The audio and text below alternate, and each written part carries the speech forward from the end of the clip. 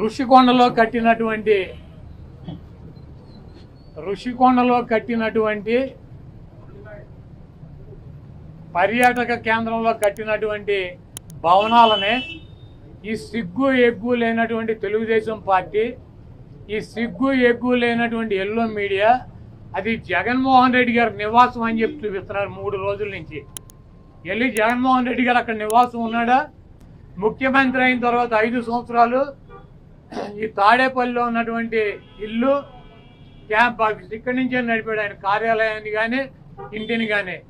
జగన్మోహన్ రెడ్డి గారి రక్తంలో లేదు.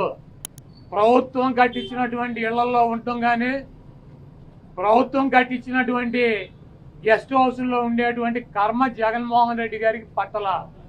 జగన్మోహన్ రెడ్డి గారు వైజాగ్లో సొంత ఇల్లు కట్టుకున్నాక అక్కడ షిఫ్ట్ అవుతాడు. అంతేగాని టూరిజం ప్లేస్లో కట్టినటువంటి ఆ హౌస్లో జగన్మోహన్ రెడ్డి గారు వెళ్తాడని చెప్పి ఎవడు చెప్పాడు వీళ్ళకి, ఈ వెధవులకి? అది జగన్మోహన్ రెడ్డి గారి కోసం కట్టించుకున్నటువంటి ఇల్లు అని చెప్పి రకరకాలైనటువంటి కథనాలు రాస్తున్నారు.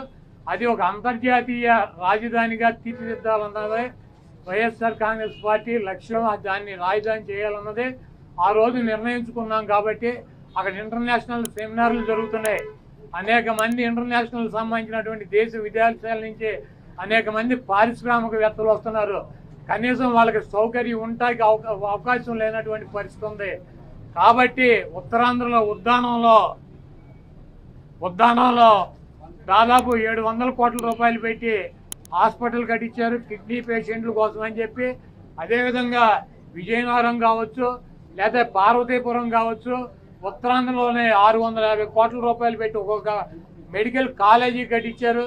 అదేవిధంగా టూరిజం ప్లేస్లో అంతర్జాతీయ సంస్థలు కానీ వ్యక్తులు కానీ వచ్చినప్పుడు అక్కడ ఒక విధిది ఉండాలని చెప్పి ఒక మంచి భవనాన్ని నిర్మిస్తే 7 బిల్డింగులు అయ్యి, ఒక బిల్డింగ్ కాదు 7 బిల్డింగుల్లో జగన్మోహన్ రెడ్డి గారు ఉండరు. 7 బిల్డింగులు కట్టారు. ఆ 7 బిల్డింగుల్లో 7 బ్లాకుల్ని చూపించేది జగన్మోహన్ రెడ్డి గారు 450 కోట్ల రూపాయలు పెట్టి ఇల్లు కట్టుకున్నారని చెప్పి ఈ దుర్మార్గమైనటువంటి ప్రచారం చేస్తున్నారు. ఇవన్నీ కూడా ప్రజలు గమనిస్తారు.